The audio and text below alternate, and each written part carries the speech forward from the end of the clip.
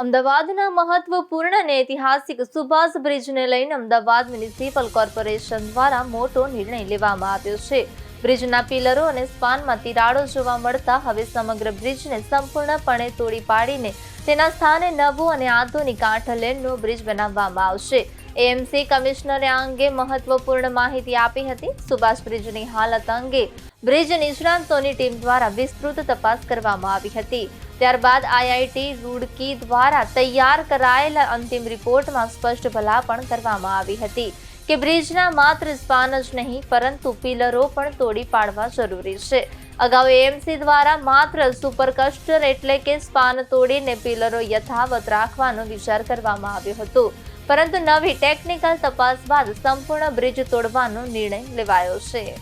સુભાષ બ્રિજનું જે અત્યારે કામકાજ ચાલી રહ્યું છે એમાં કેટલા પિયરમાં સિમેન્ટ કોન્ક્રીટ સ્પોલિંગ દેખાયા છે અને એના અનુસંધાને આપણે અમદાવાદ મ્યુનિસિપલ કોર્પોરેશન દ્વારા આઈઆઈટી રૂડકીના એક્સપર્ટ, ટંડન જે આખા ભારતના one of the prominent consultant છે એના એક્સપર્ટ, આઈઆઈટી ગાંધીનગરના એક્સપર્ટ અને બીજા જે બ્રિજના એક્સપર્ટ છે એમના દ્વારા એક ખરેખર સ્થળ તપાસ કરવામાં આવ્યું છે અને એમના રિપોર્ટમાં અત્યારે એવું દર્શાવાયા છે કે આ જે પિયર્સનું જે સ્ટ્રેન્થ છે એ સ્ટ્રેન્થ લગભગ 53 વર્ષનું થવા આવ્યું છે.